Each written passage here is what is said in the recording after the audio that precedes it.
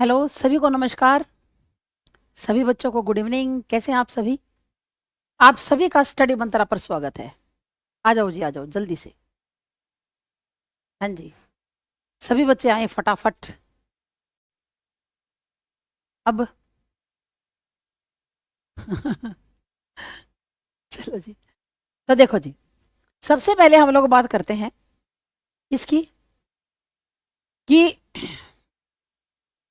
हाँ जी, तो special psychology बात किसकी हो रही है? एक मिनट ठहरना जी। हाँ, स्पेशल साइकोलॉजी का जो बैच है, स्टडी मंत्रा पर लाइव बैच चल रहा है और आज इसकी फर्स्ट क्लास हमने की है। आज पहली क्लास ही हुई है। कहीं आप सोचो कि मैडम काफी सारी क्लासेस हो चुकी है, ठीक, काफी सारी नहीं हुई, केवल आज पहली क्लास मैंने ली है। इससे पहले अभी एक ही क्लास की है। तो ये जितने भी आपकी जो साइकोलॉजी के जितने भी टॉपिक है, 15-16 टॉपिक बनते हैं, जो आपका 30 नंबर का पार्ट है। तो उसके लिए आपको साइकोलॉजी का अगर बैच चाहिए तो आपको ये बैच मिलेगा। पीडीएफ नोट्स सारे मिलेंगे और आपके डाउट सेशन भी लिए जाएंगे। 499 का ओनली आपका बैच है और 6 महीने की रहेगी जी इसकी वैलिडिटी। अगर आप ये बैच लेना चाहते हो तो आप, जैसे बच्चों को कई बार होता है ना कि भाई और चीज की तो तैयारी है, मेरा सब्जेक्ट मैं तैयार कर ही लूंगा और हिंदी इंग्लिश हरियाणा जी के वगैरह अपनी तैयार है, बस एक साइकोलॉजी के अंदर थोड़ा सा अपने को तैयारी की और भी ज्यादा अच्छी जरूरत है, तो वो इस बैच को ले सकता है। ठीक है, फिर देखिए उसके बाद हिंदी का जो टीजीटी और पीजीटी का, किसका जी? टीजीटी और पीजीटी का बिल्कुल लाइव बैच स्टडी मंत्रा पर पहले से ऑलरेडी चल रहा है। पहले से ये बैच चल रहा है और इसके अंदर, हाँ जी मैडम, अगर आपकी ये वाली डेली करें तो हो जाएगा। भाई हो जाएगा मोनिका, होने को तो क्या है भाई, आप करने वाले चाहिए। अगर आपकी तैयारी बहुत अच्छी है, केवल आपको क्वेश्चन की प्रैक्टिस की जरूरत है, तो इससे पार पड़ जाएगी। देखो किसी के साथ कोई जबरदस्ती नहीं होती। अगर आपको नीड है तो आप बैच ले सकते हैं, अगर नीड नहीं है तो कोई बात नहीं। कोई हम किसी को मिस गाइड मैं कभी नहीं करती किसी को, ठीक है ना। हम कभी नहीं करते भी बच्चे को यूं कहीं मिस गाइड ना ले, तुम्हें बैच लेना पड़ेगा ना जी। अगर आपकी तैयारी है, आपको यूं लगता है कि क्वेश्चन सीरीज से हम काम चला लेंगे, तो कोई बात नहीं, मत लो, है ना, कोई जरूरी थोड़ी ना होता है। और देखो जी, तो उसके अंदर आप चाहे चंडीगढ़ का कोई पेपर दे रहे हो, टीजीटी का, पीजीटी का, DTPLSB का, एसटेट का, रीट का, यूपी टेट का, कोई भी पेपर दे रहे हो, उसके लिए टीजीटी पीजीटी का बैच चलाया जा रहा है और 3500 रुपए इसकी फीस है। 1 साल की वैलिडिटी रहेगी और अब नवरात्रि के अवसर पर 30% का सभी कोर्सेज पे क्या है, ऑफ है। तो इसका अब यूं लगा लो कि 30% काट के 2500 2550 का कुछ बनेगा और ये आपका बैच है। इसके अंदर बहुत सारी चीजें करवाती हूँ मैं, मतलब बहुत सारी का मतलब क्या, हिंदी लिटरेचर साहित्य भी सारा पढ़ाया है लगभग 100+ वीडियो में। उसके बाद आपको काव्य शास्त्र, फिर आपके गद्य की विद्याएं, ठीक है ना, और गद्य की विद्याएं, और क्या करवाऊंगी इसके अंदर आपको, जो है आपकी एनसीईआरटी, एनसीईआरटी, ये सारा भी मैं आपको मामला करवाने वाली हूं। तो ये बैच अगर आप लेना चाहो, आपको नीड है तो आप लीजिए। उसके बाद देखो जितने भी कोर्सेज है सभी पर 30% की छूट है। रेलवे एएलपी का, रेलवे एनटीपीसी का, रेलवे ग्रुप डी, रेलवे का चाहे कोई भी एग्जाम हो, एसएससी का, एमटीएस का, और एसएससी सीजीएल, एसएससी जीडी का, STET, HPSC, PGT, HSC all exam, Delhi police SI, Haryana police SI और यूपी पुलिस एसआई, जितने भी बैच है इन सब के ऊपर, ये तो नए बैच स्टार्ट है और ये भी हमारे पास चल रहे हैं, और इन सब के ऊपर नवरात्रि पर 30% की आपको छूट है। तो अगर जिसको भी नीड हो तो वो ले सकता है, भी सीधी सी बात है। बैच को बताना हमारा काम है, क्योंकि आपको पता कैसे चलेगा अगर हम लोग नहीं बताएंगे तो।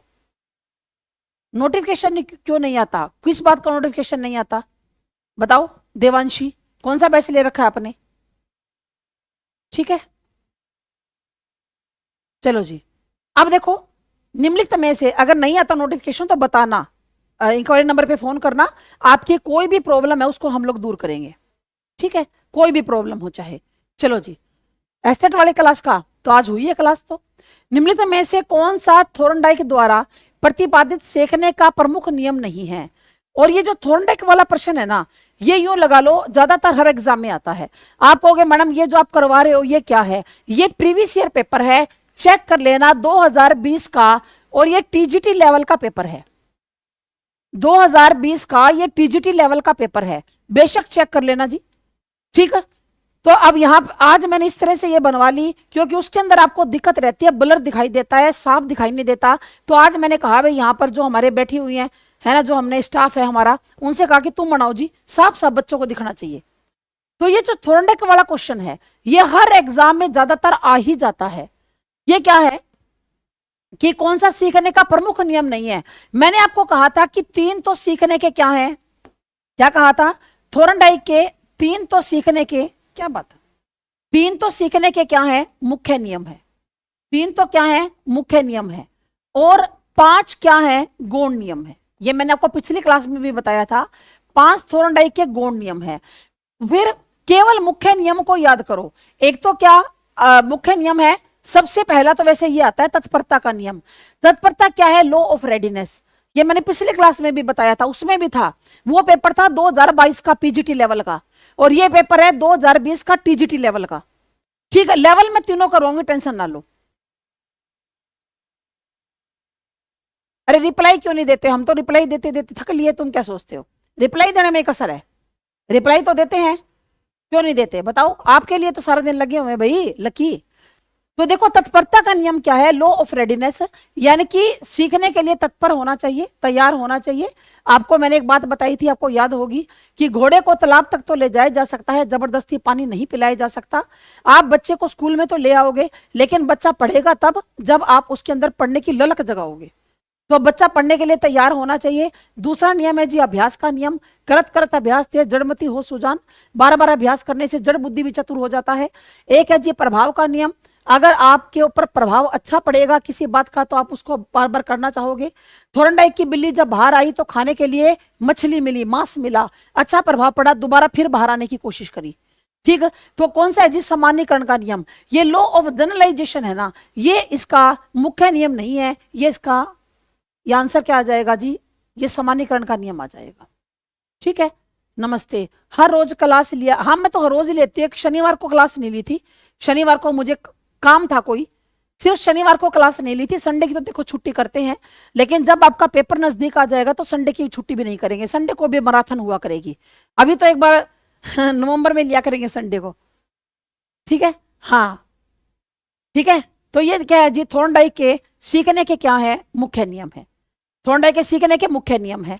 तो आप कह रहे हो जी मैडम जी गौण नियम भी बता दो, आप कह रहे हो गौण नियम भी बता दो, तो चलो जी आपको बता देते हैं थोरंडाइक के सीखने के गौण नियम कौन कौन से हैं। मार्कर दूसरा लेते हैं, थोरंडाइक के सीखने के गौण नियम कौन कौन से हैं। गौण भी बता देती हूँ, बाकी मुख्य याद करने से पार पड़ जाएगी। गौण नियम कितने हैं जी, 5 है। पहला नियम कौन सा है, पहला है बहुप्रतिक्रिया का नियम। पहला जो नियम है उसको क्या बोलते हैं, बहुप्रतिक्रिया का नियम। ये बहुप्रतिक्रिया क्या होती है, यानी कि मल्टीपल रिस्पॉन्स, मल्टीपल रिस्पॉन्स, कि जब बंदा कोई काम सीखता है तो अनेकों क्रियाओं को करता है, धीरे धीरे जो क्रियाएं गलत होती है उनको छोड़ देता है और सही क्रियाओं की दर को बढ़ा देता है। लेकिन स्टार्टिंग में तो बहुत सारी क्रियाएं करता है, जैसे बिल्ली स्टार्टिंग में उछलती है, कूदती है, कभी आगे जाती है, कभी पीछे जाती है, लेकिन धीरे धीरे बिल्ली ने यह समझ लिया कि ज्यादा उछल कूद मचाने से कोई फायदा नहीं है, जो भी कुछ है ना यहाँ इस है खिड़की, इसके दरवाजे के पास यहीं पर कोई चीज दबती है जिससे यह दरवाजा खुलता है। ठीक है, तो हाँ, तो यहां पर क्या आएगा, बहुप्रतिक्रिया का नियम। उसके बाद क्या है, आत्मीकरण का नियम। अगला कौन सा है, आत्मीकरण का नियम। दूसरा सीखने का गौण नियम कौन सा है जी, आत्मीकरण का नियम। आत्मीकरण का मतलब क्या होता है, एसिमिलेशन। एसिमिलेशन क्या होता है, आप अपने पूर्व अनुभवों से लाभ उठाते हो, आप अपने पूर्व अनुभवों से लाभ उठाते हो। जब भी आपको नई चीज सीखते हो तो आप पहले के अनुभवों से लाभ उठाते हो।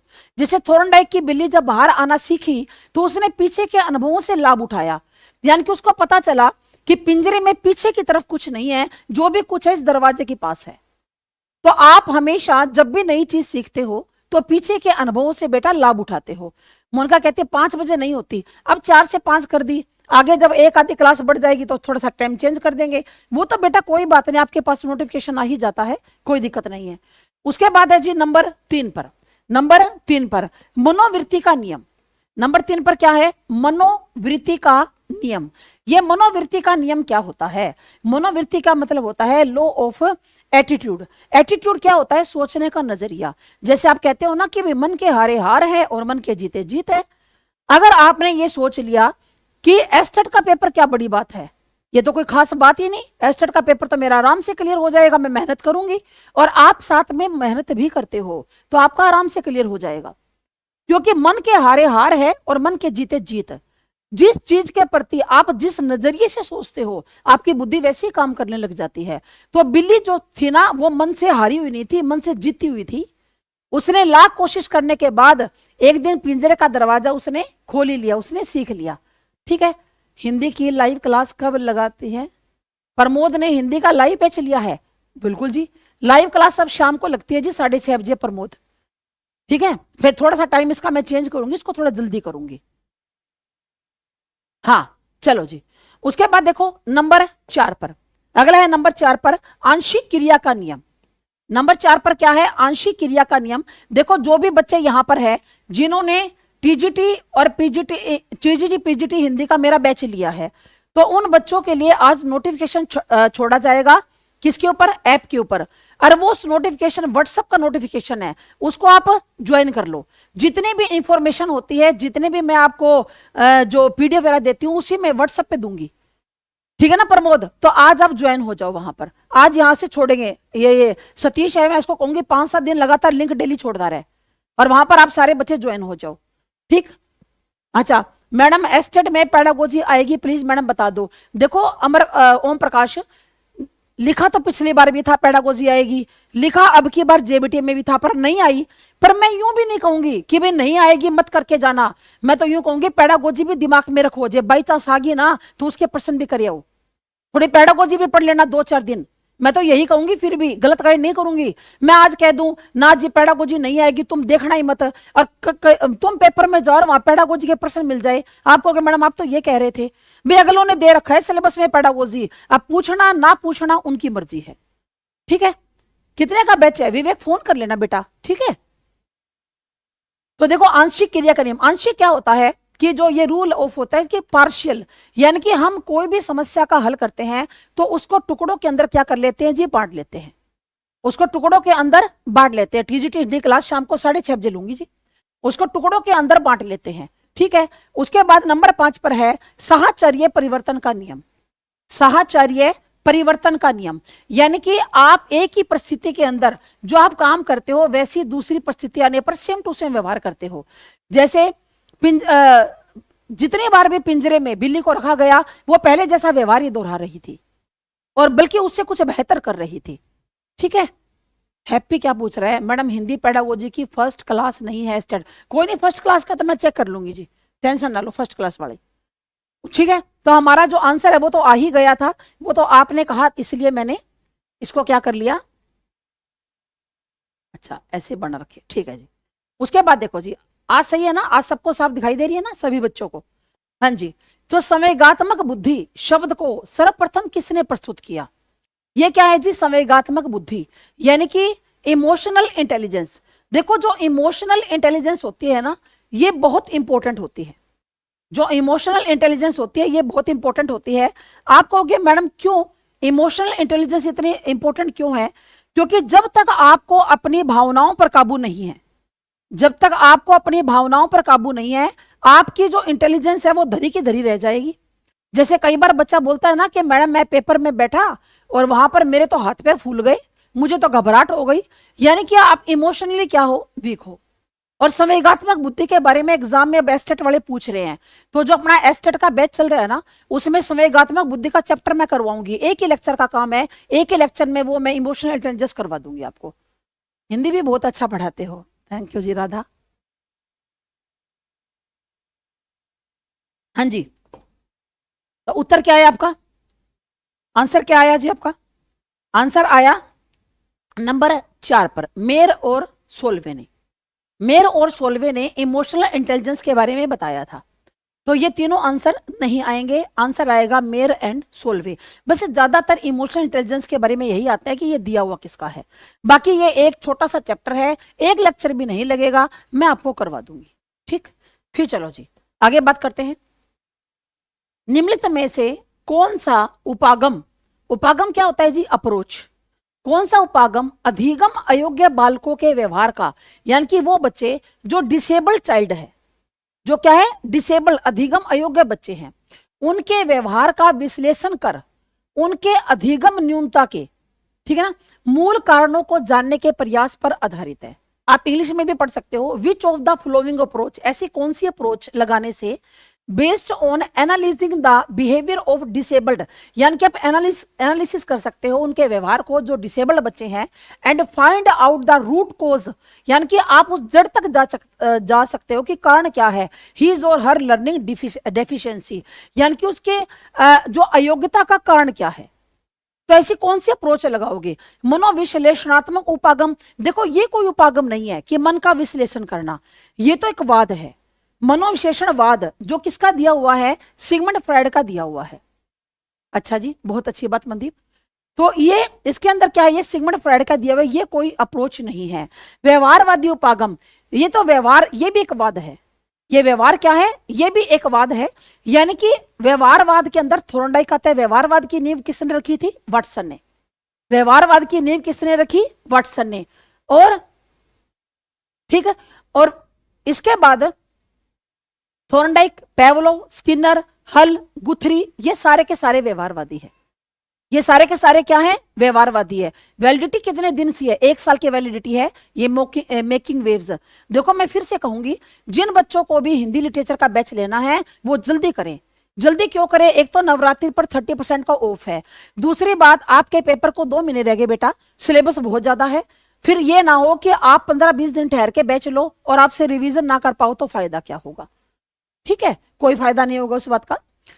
उसके बाद देखो ये भी नहीं है, व्यक्तिगत अनुदेशनात्मक उपागम, इंडिविजुअलाइज्ड इंस्ट्रक्शन अप्रोच। अब देखो दिमाग ज्यादा लगाना था ही नहीं, यहां पर ज्यादा दिमाग नहीं लगाना था, तो ये जो मल्टी सेंसरी अप्रोच है ये भी नहीं, ये कोई अप्रोच थोड़ा होती है, मल्टी सेंसरी अप्रोच थोड़ा ना लगाओगे आप बच्चे को, मल्टी सेंसरी आप बच्चे को पढ़ाओगे, यानी कि बच्चा अपने इंद्रियों का अधिकतम प्रयोग करे। इंद्रियां कौन सी, आंख, नाक, कान, त्वचा, जीभ।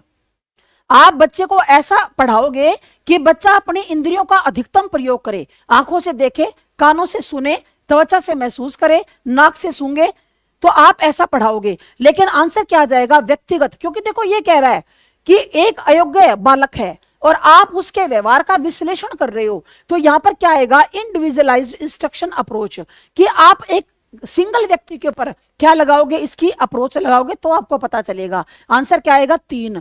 देखो जिस हिसाब से मैं आपको करवा रही हूं ना, आप राइट आंसर तक सेकंडों में पहुंच जाओगे। क्यों नहीं चल रही क्लास कौशल्या, ऐसे क्या, कैसी क्या बात है। तो कौशल्या आप मेरे पास फोन करना, मैं बताऊंगी आपको, आपकी कोई भी समस्या है ना, आप फोन कर लिया करो, कोई दिक्कत नहीं है। मेरा नंबर ले लिया करो, इंक्वायरी नंबर से, जो ये टीजीटी पीजीटी वाले बच्चे हैं। भाई देखो, अगर आपको दिक्कत होगी, आपने बैच लिया मेरा और आपको समस्या है, तो फिर फायदा क्या बैच लेने का। आपकी हर समस्या को हम लोग दूर करेंगे, आपको कोई समस्या आने नहीं देंगे। कोई भी बच्चा हो ना, वो मुझे पर्सनली फोन करे, केवल टीजीटी पीजीटी वाले बच्चे, क्योंकि समस्या उन्हीं को आएगी और किसी को नहीं आएगी। फिर देखो जी, लुप्त अधिगम, जिसको क्या बोलते हैं, लेटेंट लर्निंग। ये क्या है, लुप्त अधिगम, जिसको क्या बोलते हैं, लेटेंट लर्निंग बोलते हैं। तो जो लेटेंट लर्निंग है, इसके बारे में सबसे पहले किसने बताया था, लेटेंट लर्निंग के बारे में सबसे पहले किसने बताया, कूटलेविन ने। ना जी, आप सोचोगे ना जी, इन्होंने तो क्षेत्र सिद्धांत, फील्ड थ्योरी दी थी। कूटलेविन का तो क्षेत्र सिद्धांत है। थोर्नडाइक ने तो बताया नहीं, क्यों, क्योंकि थोर्नडाइक का जो सिद्धांत है वो तो SR है, ट्रायल एंड एरर थ्योरी है। पेवलोव भी नहीं है, क्यों, पेवलोव ने तो क्लासिकल कंडीशनिंग थ्योरी दी थी। पेवलोव की कौन सी है, क्लासिकल कंडीशनिंग थ्योरी है, कंडीशनिंग, ठीक है। तो अपने पास रह कौन सा गया, टोलमैन एडवर्ड, एक ही नाम है, ये पूरा नाम दे रखा है, टोलमैन नाम है। तो टोलमैन ने किसके बारे में बताया था, टोलमैन ने लेटेंट लर्निंग के बारे में बताया था, ठीक है। तो टोलमैन ने क्या दिया था, टोलमैन के सिद्धांत को क्या बोलते हैं, चिन्ह अधिगम सिद्धांत। टोलमैन के सिद्धांत को क्या बोलते हैं जी, चिन्ह अधिगम सिद्धांत बोलते हैं। ये होती क्या है लेटेंट लर्निंग, अभी मैं आपको क्लियर कर देती हूँ, ठीक है। तो चिन्ह अधिगम सिद्धांत कहते हैं। तो इन्होंने, अमेरिकी मनोवैज्ञानिक थे, इनके बारे में मैं थोड़ा सा आपको बता दूं। अमेरिकी क्या थे, मनोवैज्ञानिक थे, और इनके सिद्धांत को पूर्णाकार का सिद्धांत भी कहा जाता है। क्या कहा जाता है, पूर्णाकार सिद्धांत भी कहा जाता है, और लेटेंट लर्निंग भी कहा जाता है। क्या कहा जाता है, लेटेंट लर्निंग, इनके सिद्धांत को कहा जाता है। इन्होंने किसके ऊपर प्रयोग किया था? इन्होंने चूहे पर प्रयोग किया था। कैसे किया था? एक मेज, मेज क्या होती है? MEZE, MEZE, मेज क्या होता है बेटा? भूल भुलैया। तो इन्होंने भूल भुलैया बनाया था और उसमें 3 चूहों को छोड़ा था। इन्होंने भूल भुलैया बनाया था और इन्होंने 3 चूहों को उसके अंदर छोड़ा था। तो तीनों चूहे उसके अंदर क्या करते हैं? उसके अंदर छोड़ने के बाद जो निकलने का रास्ता था वहां पर चूहों को खाने के लिए भोजन रखा गया था।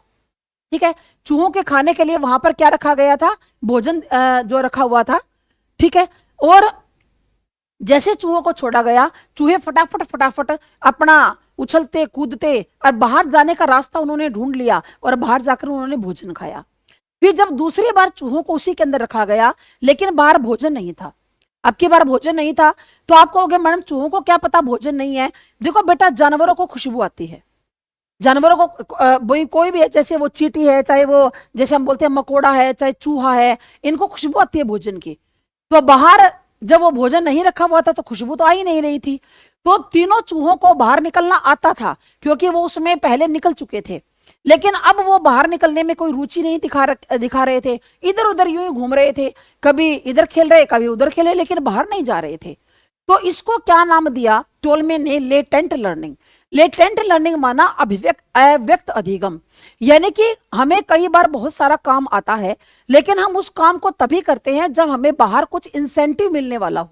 ठीक है, बाहर कुछ इंसेंटिव मिलने वाला हो। अगर हमें इंसेंटिव नहीं मिलेगा तो हम उस काम के प्रति ज्यादा रुचि नहीं दिखाएंगे। अब आप में से बहुत से बच्चे ऐसे होंगे जिनके अंदर बहुत सी कलाएं होंगी, जो बहुत सारा काम करना जानते होंगे, लेकिन आप मेरे सामने केवल वही बात करोगे जो टॉपिक से रिलेटेड है। क्यों? आपको नीड नहीं उस चीज को दिखाने की।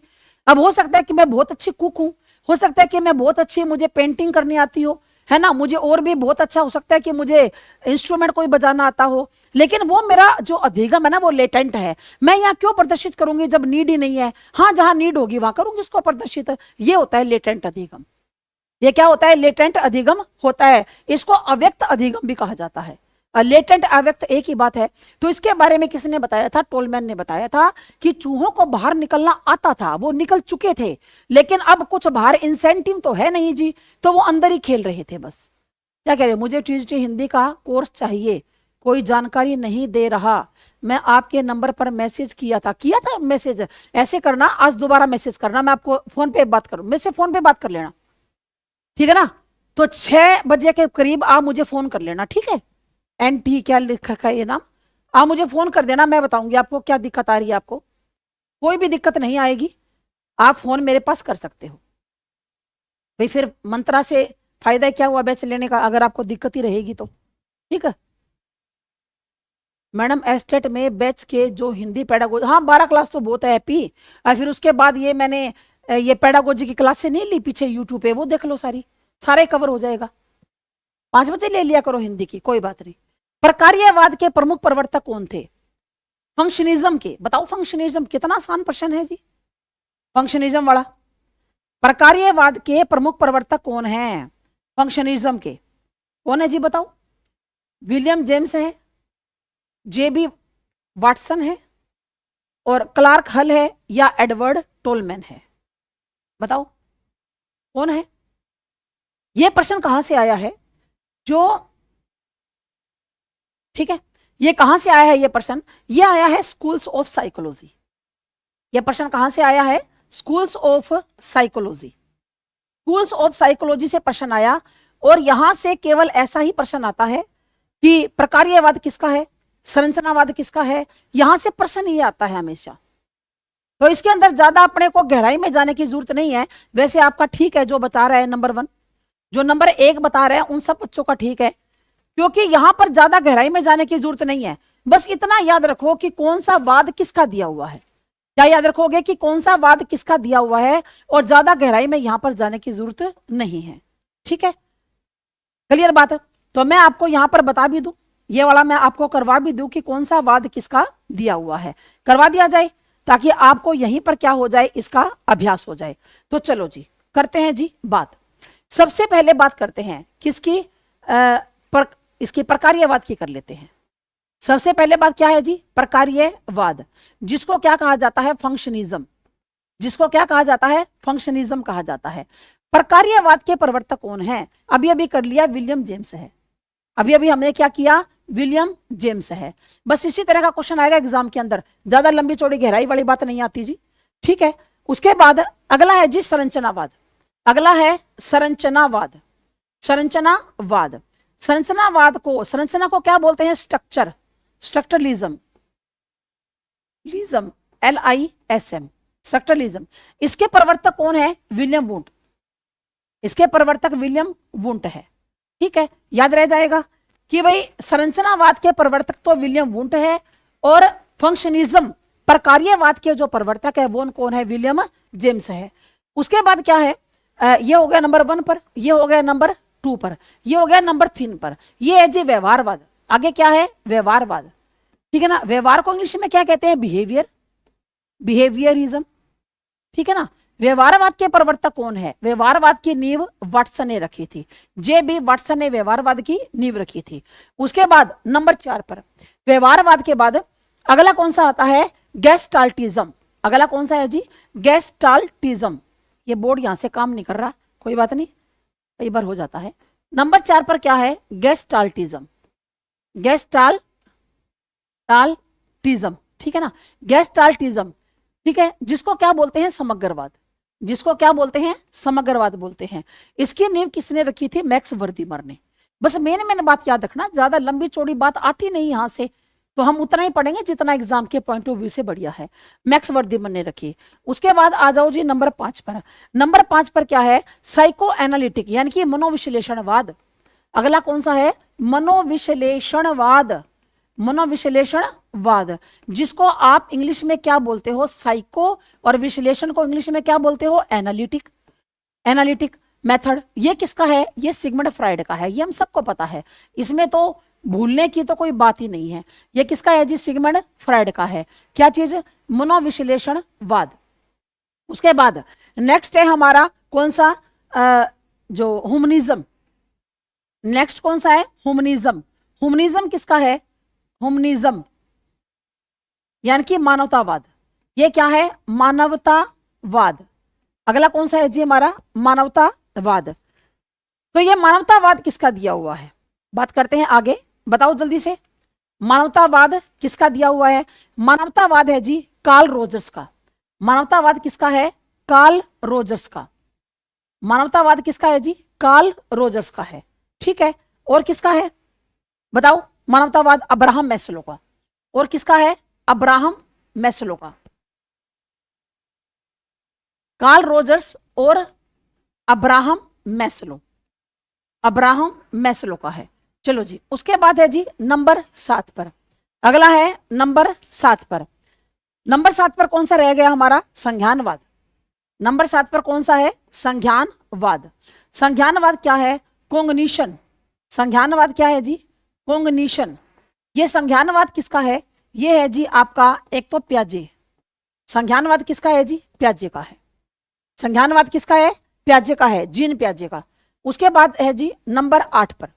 उसके बाद है नंबर 8 पर प्रेरकीय या प्रयोजनवादी।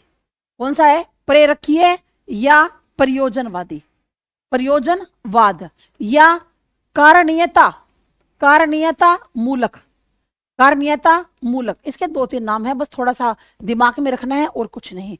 ये किसका है, विलियम मैकडूगल का।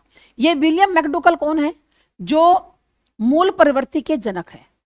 विलियम मैकडूगल मूल प्रवृत्तियों के बारे में बताया था, 14 प्रकार की मूल प्रवृत्तियां इन्होंने बताई थी, ठीक है। तो ये हमारे 8 मनोविज्ञान के संप्रदाय हैं, स्कूल्स हैं।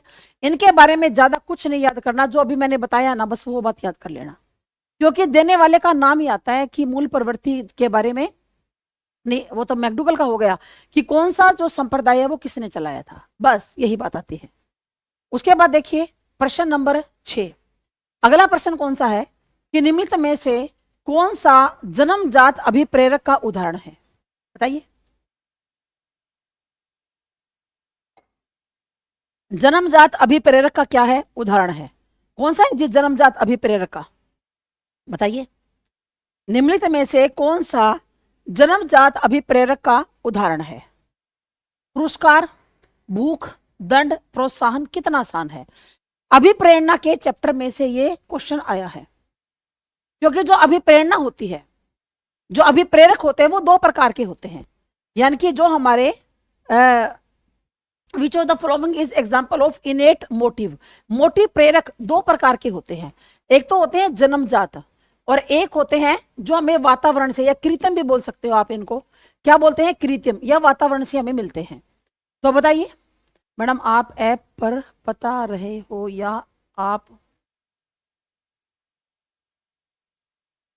अरे यूट्यूब पर पढ़ा रहे हैं जाट, आपने कहाँ कर रखा है, आपने कहाँ कर रखा है, यूट्यूब पे पढ़ा रही हूँ, क्या बात, मतलब आप लोग क्या समझते हो कि यूट्यूब पे यूं पढ़ाया जाए जाट साहब कि बस एक एक क्वेश्चन बता दिया, इसका आंसर बी, इसका सी, इसका डी, फिर उसका फायदा क्या हुआ पढ़ाने का। ये तो आप किसी भी बुक में पढ़ लो, चाहे बी सी डी आंसर की निकाल लो किसी भी पेपर की। मेन बात वो है कि जो बच्चे यूं चाहते हैं कि हम तो यहीं से तैयारी कर लें और हमारे मेन मेन कॉन्सेप्ट मैडम करवा दे क्लियर, तो उनके लिए, हाँ, तो उनके लिए यही मैं पढ़ाती हूं यहाँ पे। अच्छी रिवीजन हो जाएगी, रिवाइज हो जाएगा, ठीक है। हाँ जी, अब बताओ जी, दोनों पर पढ़ाती हूँ मैं, यूट्यूब पे भी और ऐप पर भी। और बताओ जी जाट साहब, मैडम मैंने ऐप पर भी बैच ले रखा है आपका, बहुत अच्छी बात है जी, ठीक है ना। हाँ बिल्कुल, तो यहाँ पर आपके बहुत से कॉन्सेप्ट क्लियर हो जाएंगे। हाँ मैं डेली क्लास लेती हूँ, उससे आप जुड़ सकते हो। तो यहाँ पर क्या आएगा जी, भूख, बिल्कुल सही आपने बता दिया, सही बच्चों ने। भूख, भूख क्या है, जन्मजात है जी, क्योंकि भूख प्यास और नींद, भूख प्यास और नींद ये जन्मजात है। और जो पुरस्कार है ये क्या है, ये हमारा कृत्रिम है। अच्छा जी, चलो जी आगे। सीमा इंक्वायरी नंबर पे फोन कर लो ना।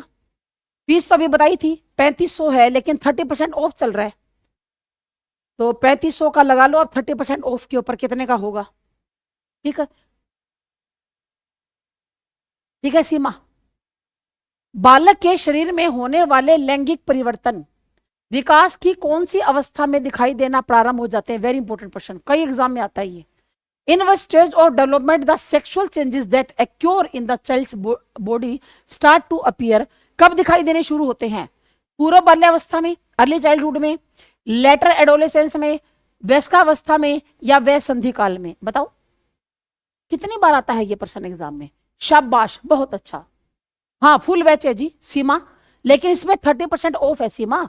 अब आपको ये 3.5 का नहीं मिलेगा, अब ऑफ चल रहा है इसके ऊपर, नवरात्रि के अवसर पर बच्चों के लिए ऑफ कर रखा है। भाई देखो हमें भी पता है कि आप अभी बेरोजगार बच्चे हो, तो बहुत ज्यादा आपके ऊपर नहीं डालते हम लोग, जो बोझ उतना ही डालते हैं कि हमारा भी निकल जाए खर्चा और आपका भी हो जाए। ठीक है, हिंदी क्लास का टाइम क्या है, हिंदी क्लास का, कौन सी हिंदी क्लास का, ग्रामर वाले का, वह संधि काल। इसको क्या बोलते हैं, स्टेज ऑफ प्यूबर्टी, इसको क्या बोलते हैं, स्टेज ऑफ प्यूबर्टी, यानी कि जहां पर शरीर के अंदर परिवर्तन दिखाई देते हैं।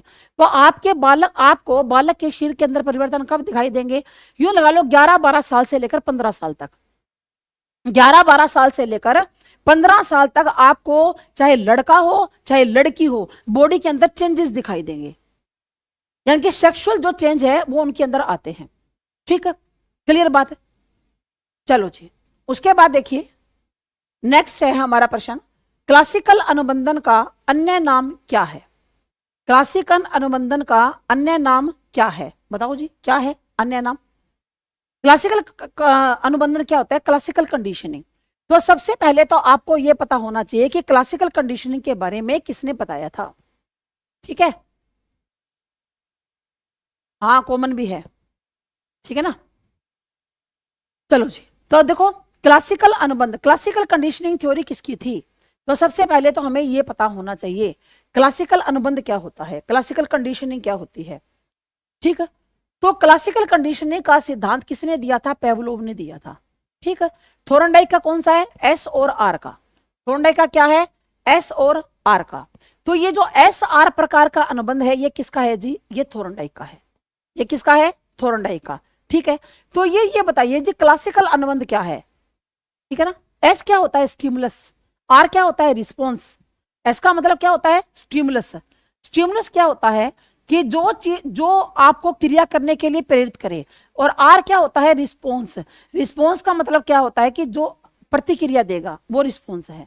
बिल्कुल पैवलो, शाबाश, बहुत अच्छा। तो आंसर क्या आएगा हमारा इसका?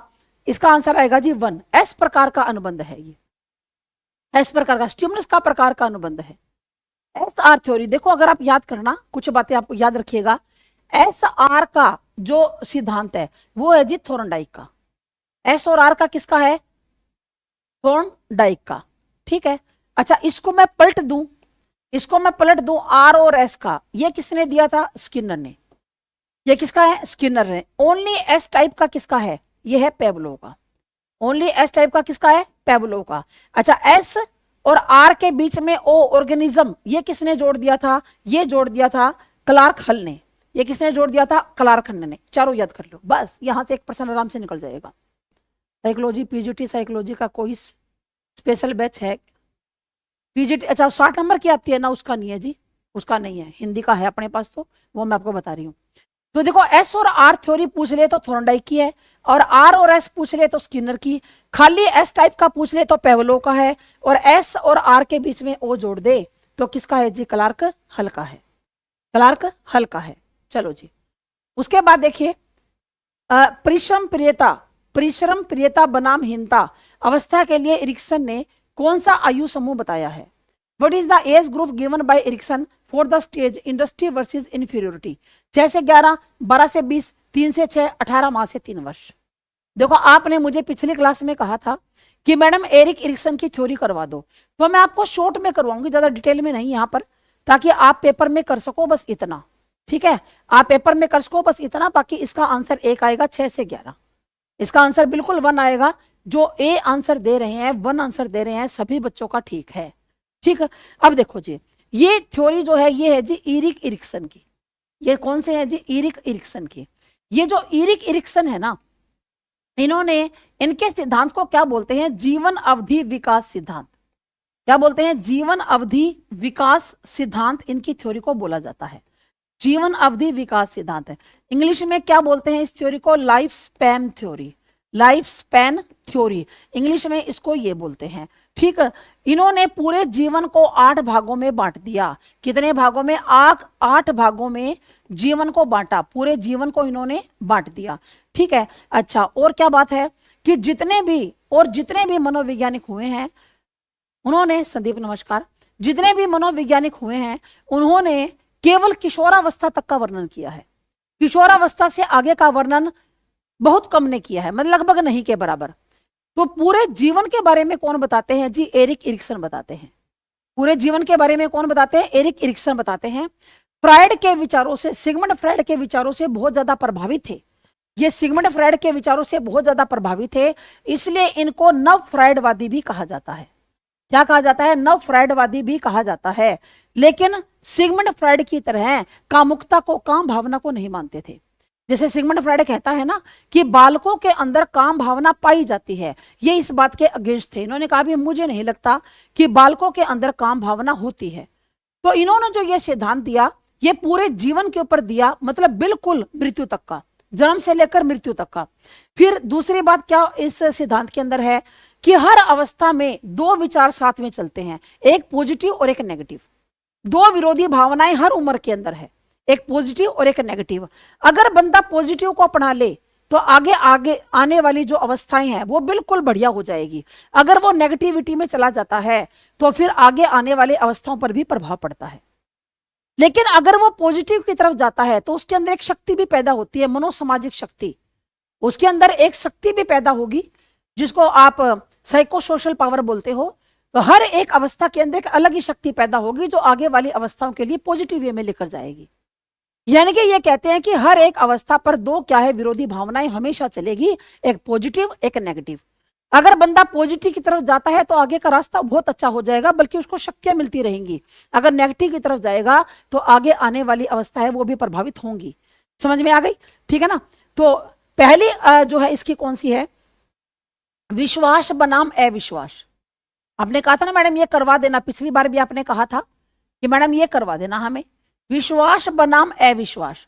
थोड़ा थोड़ा मैं आपको करवा देती हूं, मतलब थोड़ा थोड़ा आपको पता चल जाए कि पेपर में आ जाए क्वेश्चन तो आप कराओ। विश्वास बनाम अविश्वास, ये जन्म से 18 माह, यानी कि 0 से 18 माह। 18 माह का बच्चा कितना होता है जी? 1.5 साल का। 1.5 साल तक का बच्चा, विश्वास बनाम अविश्वास, ट्रस्ट वर्सेज मिसट्रस्ट। इंग्लिश में क्या कहेंगे? Trust versus mistrust. ये 1.5 साल का बच्चा होता है। देखो बच्चे को क्या चाहिए? प्यार चाहिए। और क्या चाहिए? बच्चे को क्या चाहिए? हमारे शरीर की गर्मी चाहिए। जैसे बच्चे को हम ऐसे अपने कलेजे से लगाकर थपथपाते हैं और बच्चा अपनी माँ के कलेजे पे लगकर मिनटों में सो जाता होगी। एक मनोसामाजिक शक्ति पैदा होगी और जिसको क्या बोलते हैं? आशा, यानी कि होप। और ये आगे आने वाले जीवन में उसको पॉजिटिव रास्ते पर लेकर जाएगी। ठीक है? हाँ कर देंगे मोनिका। तो पॉजिटिव की तरफ लेकर जाएगी, इसको क्या बोलते हैं? होप। उसके बाद आ जाओ जी नंबर 2 पर। उसके बाद आ जाओ नंबर 2 पर, स्वतंत्रता बनाम लज्जाशीलता। ये कौन सी है जी? स्वतंत्रता बनाम लज्जाशीलता। लज्जाशीलता ये कौन सी होती है? ये सेकंड स्टेज होती है, जो कब से कब तक होगी? 1.5 माह, यानी कि 1.5 महीने का बच्चा है। यहाँ 1.5 महीने तक का था ना, 1.5 महीने का बच्चा है और उससे 3 वर्ष तक, इससे 3 वर्ष तक, यानी कि अर्ली चाइल्डहुड। ठीक है ना? आप क्या कह सकते हो? Early childhood. बता देंगे सुरेंद्र, एक बार ये तो पढ़ा दूं, फिर बीच में अगर आपके कमेंट का जवाब दूंगी तो इसका मजा किरकिरा हो जाएगा पढ़ाने का, ना आपको समझ में आएगा ना मेरे को बढ़िया लगेगा। तो स्वतंत्रता बनाम लज्जाशीलता 1.5 माह से लेकर 3 वर्ष तक। ठीक है? तो इसके अंदर बच्चे को क्या दी जाती है? Toilet training. यहां पर बच्चे को क्या दी जाएगी? टॉयलेट ट्रेनिंग दी जाएगी। ठीक है? टॉयलेट ट्रेनिंग कैसे? जैसे बच्चा सुसु पोटी करता है, आप उसको सिखाओगे कि भाई यहाँ पर सुसु नहीं करते, ऐसे पोटी नहीं करते, वॉशरूम के अंदर जाते हैं, है ना? जैसे बच्चे ने सुसु कर दिया तो हम सभी बोलते हैं अरे सेम सेम सेम, देख क्या कर दिया, अरे सेम सेम, देख यही सुसु कर दिया, शर्म नहीं आती तुझे, देख तेरी सेम सेम होगी। तो ये क्या है कि बच्चा इस आयु के अंदर क्या चाहता है? स्वतंत्रता। स्वतंत्रता कैसे? कि भाई उसको आप कुछ नई नई बातें सिखाओगे, बच्चा सुसु पोटी अपने आप कर लेगा, यानी कि विल पावर। बच्चे के अंदर विल पावर क्या होती है? मजबूत होती है। अगर यहाँ पर बच्चे को आप सही तरीके से चल रहा है, बच्चे ने आप उसको सब कुछ ढंग से सिखा रहे हो, तो एक बच्चे के अंदर विल पावर यहाँ पर क्या होगी? शुरू होगी। ठीक है? अब यहाँ करवा देती हूँ, वहां जगह नहीं है। उसके बाद आ जाओ जी नंबर 3 पर। नंबर 3 पर क्या है कि पहल शक्ति बनाम दोष। ये क्या है? पहल शक्ति। पहल शक्ति क्या होती है? इनिशिएटिव। इसको इंग्लिश में क्या बोलते हैं? इनिशिएटिव। क्या स्पेलिंग आएगी इसकी? हाँ, इनिशिएटिव। इनिशिएटिव, हाँ ये आएगी। इनिशिएटिव, पहल शक्ति बनाम दोष। पहल शक्ति बनाम दोष। ठीक है? पहल को क्या बोलते हैं? इनिशिएट करना। ठीक है? क्या कहते हैं? Initiative versus guilt. दोष क्या होता है? गिल्ट। ठीक है ना? यानी कि बच्चे के अंदर गिल्ट की भावना। ये तो 3 वर्ष का तो बच्चा था ही, 3 वर्ष का। वहां पर हमने 3 वर्ष तक छोड़ा था ना, तो 3 वर्ष से लेकर 5 वर्ष तक ये कौन सी स्टेज होती है? Preschool age. ये कौन सी स्कूल एज होती है? प्री स्कूल एज होती है ना? जब बच्चा 3 साल का बच्चा होता है ना, आंगनवाड़ी में जाना शुरू करता है, नर्सरी क्लास में जाना। ठीक है? बच्चा नर्सरी क्लास में जाना क्या करता है? शुरू करता है। ये प्री स्कूल एज होती है। ठीक है? तो इसके अंदर हम बच्चे को क्या करते हैं? अलग अलग बच्चे को टास्क देते हैं, काम देते हैं। बच्चा क्या करता है? प्ले। बच्चा खेलता है, नए नए खेल सीखता है बच्चा। इससे पहले तो बच्चा घर में खिलौनों से खेल रहा था, अब नए नए खेल को बच्चा सीखता है। ठीक है? तो बच्चा हर काम करने की क्या करता है? इनिशिएटिव, पहल करता है। ठीक है? जैसे बच्चा 3 से 5 साल का बच्चा कहता है कि मैं खेलूंगा, मैं करूंगा। आप बच्चे को नहलाना चाहोगे, क्लियर नहीं दिख रहा?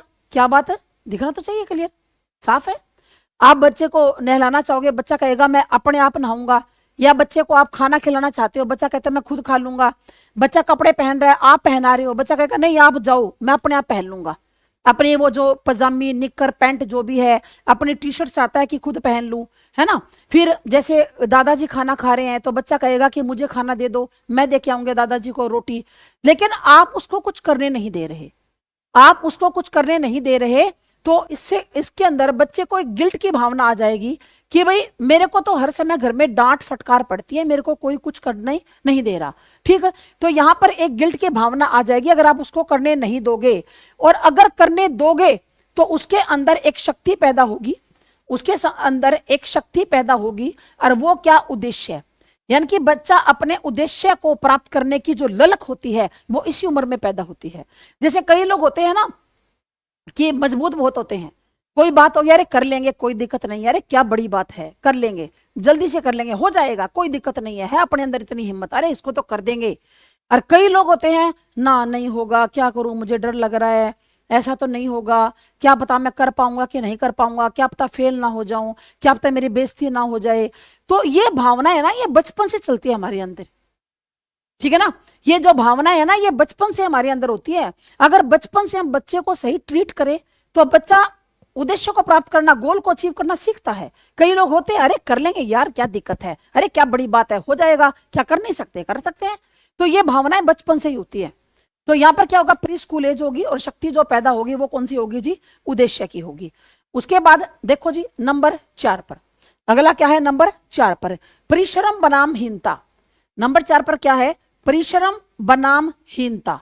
ठीक है, ज्यादा तो जो 5 स्टेज है ना वो ही आती है एग्जाम के अंदर, लास्ट वाली 3 बहुत कम आती है, क्योंकि जो स्टार्टिंग की 5 वाली है ना वो किशोरावस्था तक है। तो आपको बच्चों का किशोरावस्था तक की ठेकेदारी है, आगे की ठेकेदारी नहीं है अपने को। अपने पास तो किशोर बच्चा रहेगा। परिश्रम बनाम हीनता, इंडस्ट्री, परिश्रम को क्या बोलते हैं, इंडस्ट्री, इंडस्ट्री वर्सेस क्या, हीनता को क्या बोलते हैं, इनफीरियोरिटी, इनफीरियोरिटी। ठीक है, तो कहते हैं कि परिश्रम बनाम हीनता, ये 6 से लेकर 11 वर्ष तक का बच्चा होता है, 6 से 11 वर्ष तक का। देखो कौन सी है जी, ये आपका स्कूल एज है बच्चे की, यानी कि बाल्यावस्था है। तो स्कूल एज के अंदर बच्चा बहुत मेहनती होता है। आपने देखा होगा घर के सारे सो जाएंगे दिन में, लेकिन ये बच्चे 6 से 11 साल के बच्चे नहीं सोएंगे, 11 या 12 साल के बच्चे, ये सारा दिन कोई चार्ट बना लिया, कोई चित्र बना लिया, कोई मॉडल बना लिया, है ना, किसी में रंग भर दिया, किसी एक खिलौने की मशीनरी तोड़कर दूसरे खिलौने में फिट कर दी, एक खिलौने की चाबी निकालकर दूसरे खिलौने में कर दी, सारा दिन इसी तरह से कील हथौड़ा पलाश ठोका पिन्नी करते रहेंगे, क्योंकि ये बच्चे परिश्रमी बहुत ज्यादा होते हैं। अगर आप इनको परिश्रम करने दोगे, मेहनत करने दोगे, तो फिर बढ़िया बात है, पॉजिटिव वे में बच्चा जाएगा। लेकिन आपने तो इन बच्चों को परिश्रम करने नहीं दिया। जैसे बच्चे ने एक खिलौना टूटा हुआ था, उसकी सारी चीज निकालकर दूसरे खिलौने में फिट कर दी, आप चिल्ला रहे हो, अरे तुझे तो नाश करने से मतलब है, खराब कर दिया, ये कर दिया, वो कर दिया, है ना। बच्चे ने कोई मॉडल बना दिया, आपने कहा तूने तो सारी ये फेविकोल खराब कर दिया, तूने तो यूं कर दिया, यूं कर दिया, यूं कर दिया। तो बच्चे के अंदर एक हीन भावना आ जाती है। बच्चा कहता है, बच्चा सोचता है कि यानी कि मैं कुछ भी करने लायक नहीं हूं, मेरी मम्मी मुझे कुछ भी नहीं करने देती, सारा दिन डांटती धमकाती रहती है। क्योंकि जिन बच्चों को डांटा जाएगा, धमकाया जाएगा हद से ज्यादा, वो बच्चे जो होते हैं ना, वो एक यूं कह लो कि एक इन्फीरियोरिटी कॉम्प्लेक्स आ जाता है उनके अंदर, कि मैं तो कुछ करने के लायक हूं नहीं। भी देखो, भी बच्चा सीखेगा तो बिगाड़ेगा भी, खराब भी होगा, सही भी होगा, चीजें भी लगेंगी, नाश भी होंगी, अच्छा भी होगा।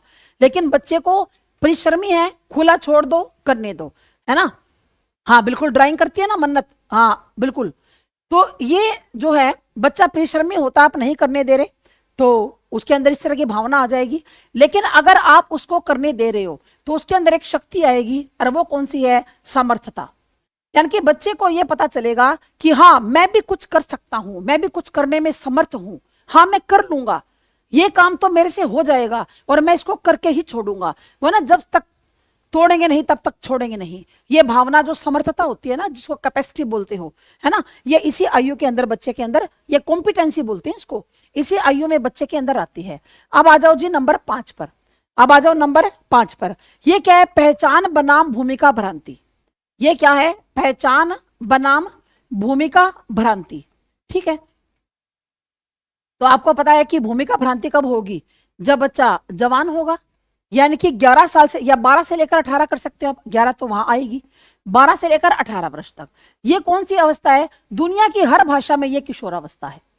दुनिया की हर भाषा में क्या है, ये किशोरावस्था है। किशोर बच्चा खुद की पहचान, अपनी आइडेंटिटी बनाना जाता है। क्या बनाना जाता है, अपनी आइडेंटिटी। लेकिन अगर उसको ऐसा ना बने तो बच्चे के अंदर रोल कंफ्यूजन आ जाता है, रोल कंफ्यूजन आ जाता है।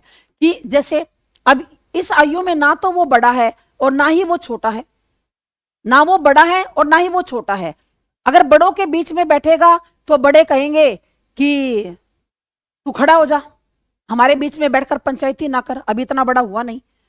छोटों के साथ बैठेगा, छोटे कहेंगे आप तो बड़े हो गए, अब हमारे साथ क्यों बैठे हो, नमस्कार दीप। ठीक है, तो यहां पर बच्चा अपनी पहचान बनाता है कि आखिर मेरे घर में वैल्यू क्या है, क्योंकि अगर उसको किशोर बच्चे को अपना दोस्त मानना चाहिए, हम उसको बिना काम ज्यादा डांटेंगे, फटकारेंगे, धमकाएंगे, तो बच्चे के अंदर रोल कंफ्यूजन आ जाएगा कि मेरी भी कोई जगह है या नहीं घर पे। इसीलिए किशोर बच्चे घर से ज्यादा बाहर दोस्तों के साथ समय बिताना ज्यादा पसंद करते हैं। क्यों करते हैं? क्योंकि बाहर वाले से उनसे मान सम्मान इज्जत मिलता है, घर वाले सोचते हैं ये अभी भी छोटा है। ठीक है, आराम से ले लो जी। ठीक है, तो रोल कंफ्यूजन बच्चे के अंदर आ जाता है। लेकिन यहां पर अगर आप उसको एक मतलब अच्छा घर के अंदर उसको वैल्यू दोगे तो उसके अंदर एक शक्ति होगी, अगर पहचान बनाने दोगे। क्या? कर्तव्य परायणता, यानी कि बच्चा अपने कर्तव्य को निभाने में समर्थ हो जाएगा, जिसको क्या बोलते हैं? फेडिलिटी। कर्तव्य परायणता को क्या बोलते हैं? फेडिलिटी। ये बच्चे के अंदर आ जाएगी अगर आप उसको पहचान बनाने दोगे, यानी कि बच्चे को एहसास करवाओ कि बेटा तू भी घर में कुछ है। आप उससे सलाह करो, मशवरा करो कि बेटा ये काम करना है तो कैसे करें। अब नया खून है, नए विचार हैं, कुछ बढ़िया ही बोलेगा। और मान लो आपको ना भी पसंद आए तो आप बोल भी सकते हो, नहीं बेटा सही गलत का अंतर करना सिखाइए उसको, कि जो तुम कह रहे हो ना ये हम इसलिए नहीं कर सकते क्योंकि यहाँ पर ये कमियां हैं। तो आप बच्चे को कुछ वैल्यू दीजिए घर के अंदर, तो बच्चे की अपनी पहचान बनेगी और उसके अंदर कर्तव्य परायणता, फेडिलिटी की भावना आ जाएगी। तो ज्यादातर एग्जाम में ये 5 ही आती हैं, इससे आगे की एग्जामिनर नहीं पूछता, क्योंकि किशोरावस्था तक की ठेकेदारी अपने को, उसके आगे की ठेकेदारी अपने को नहीं है, सीधी बात है। तो किशोरावस्था तक का ही आता है। लेकिन आप कह रहे हो जी ना बस बता ही रहे हो तो सारी बता ही दो मैडम जी, तो 3 ही तो रह गई। घनिष्ठता बनाम एकांत, तो बता ही देती हूँ, 3 ही तो है, घनिष्ठता बनाम एकांत। तो ये कौन सी आयु है जी? 18 वर्ष तक तो हमारा हो ही चुका था, 18 वर्ष तक तो हो ही चुका था। तो 19 से 35 कह लो, कोई बात नहीं, एक ही है, 19 से 35 वर्ष। 19 से 35 वर्ष घनिष्ठता बनाम एकांत क्या होता है? जिसको इंटीमेसी वर्सेस आइसोलेशन, जिसको इंग्लिश में क्या कहते हैं? Intimacy versus isolation. Isolation isolation isolation क्या होता है? आइसोलेशन होता है अलगाव। आइसोलेशन क्या होता है जी? अलगाव होता है। यानी कि इस उम्र में अब शादी भी हो गई जी, 1935 साल के बीच के अंदर बच्चे हो गए, तो व्यक्ति क्या चाहता है कि मैं अपने परिवारजनों के साथ, अपने इन लॉज फैमिली के साथ घनिष्ठ संबंध स्थापित करूं, यानी कि आपस में प्यार हो, मोहब्बत हो, है ना। लेकिन कई बार क्या होता है, जीवन साथी गलत मिल जाता है, हो जाता है कई बार जीवन साथी गलत टकरा गया, विचार नहीं मिले आपस के अंदर, है ना। किसी का पति ऐसा हो गया, किसी की पत्नी ऐसी हो गई, या फिर इन लॉज फैमिली के साथ विचार नहीं मिले, है ना, या कुछ दिक्कतें आ गई परिवार के अंदर इस वजह से, तो व्यक्ति आइसोलेशन यानी कि एकांत में रहना चाहता है। उसका मन करता है किसी से ना बोल, चुप ही रहे, क्योंकि दुनिया के अंदर सारे रिश्ते झूठे हैं। कई बार होता नहीं है, जैसे जीवन साथी गलत मिल गया तो लोग कहते हैं कि शादी नहीं करनी चाहिए, शादी से जिंदगी खराब हो जाती है, बर्बाद हो जाती है, ये हो जाता है, वो हो जाता है। लेकिन जिनको अच्छा जीवन साथी मिला, अच्छा घर मिला, वो कहते हैं शादी तो करनी चाहिए, क्योंकि अलगाव में वही बंदा रहना चाहेगा जिसका जीवन क्या है, खराब हो चुका है। ठीक, तो यहाँ पर इंटीमेसी, अब बंदा चाहता तो इंटीमेसी है, लेकिन कई बार मजबूरी ऐसी हो जाता है, फिर वो अलगाव में रहना पसंद करता है। ठीक है, अगर यहाँ पर पार्टनर अच्छा मिल गया, अच्छा जीवन है, अच्छा घर गृहस्थी है, तो एक शक्ति पैदा होती है जिसको क्या कहते हैं, प्यार, यानी कि लव। वो सभी से प्यार करेगा जी। यूं बताओ, दान तो घर से शुरू होता है। अगर अपना ही मन शांत नहीं है तो आप दूसरे को प्यार कैसे दोगे? पहले आपका अपना मन तो शांत होना चाहिए। ठीक है, उसके बाद नंबर 7 पर क्या है? ये है जी सृजनात्मकता बनाम ठहराव। ये है सृजनात्मकता, क्रिएटिविटी होती है, बनाम ठहराव। ठीक है, उम्र कितनी होगी? 35 है ना, तो 36 कर लो जी, 36 से लेकर 65 वर्ष, 36 से लेकर 65 वर्ष।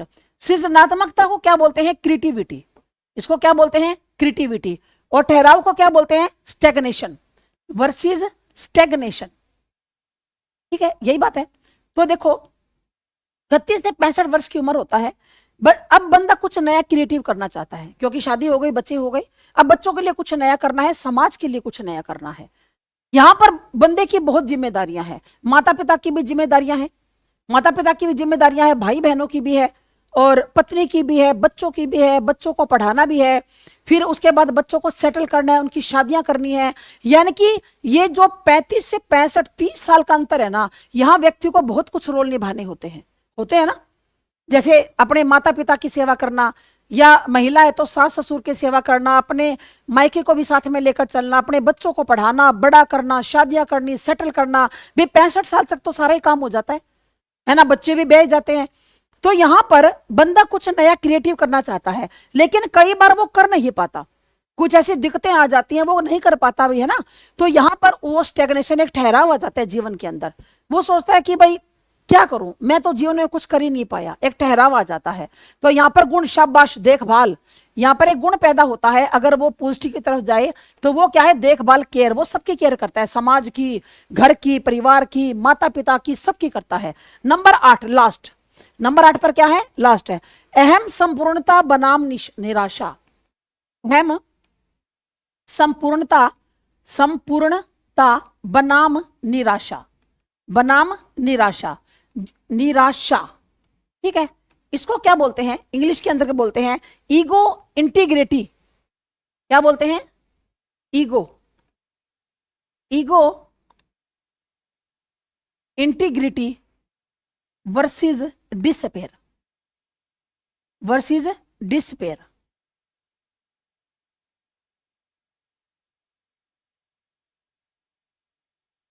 ठीक है। तो ये कब तक होते हैं, 65 से मृत्यु तक। आगे तो फिर क्या ही करें।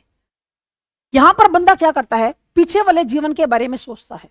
हाँ, महत्वपूर्ण घटना जीवन पर प्रकाश डालता है कि मैंने पूरा जीवन किया क्या, क्या मैंने अपने माता पिता के प्रति अपना कर्तव्य पूरा किया, क्या मैंने अपने भाई बहनों के प्रति कर्तव्य पूरा किया, कि मैंने अपने पत्नी के प्रति कैसा व्यवहार किया, बच्चों के प्रति कैसा व्यवहार किया, यानी कि पूरे जीवन पर प्रकाश डालता है। अगर उसको अंदर से जवाब मिलता है हाँ मैंने बहुत अच्छा किया, तो उसके अंदर एक अहम संपूर्णता का भाव होता है कि जो मैंने अपने जीवन में किया बहुत अच्छा किया, मैंने किसी का बुरा नहीं किया, किसी का दिल नहीं दुखाया।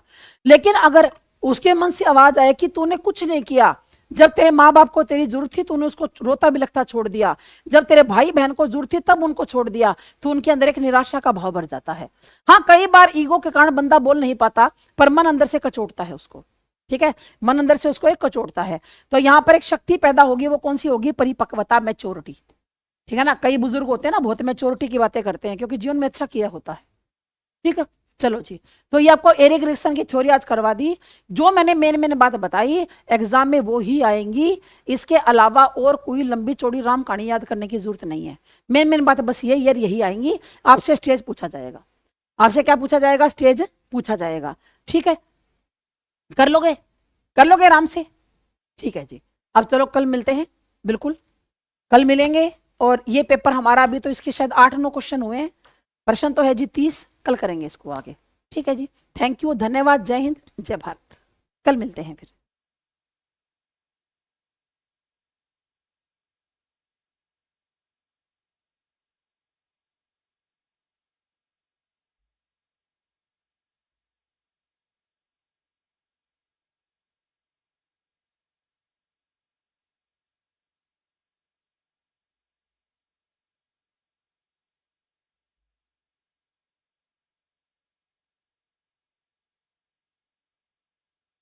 सुरेंद्र, हिंदी साहित्य की कोई भी बुक ऐसी नहीं है जिसको हम यूं कहें कि बहुत जबरदस्त है, तो हर एक बुक में कुछ ना कुछ कमियां हैं। हाँ जी, सभी को थैंक यू।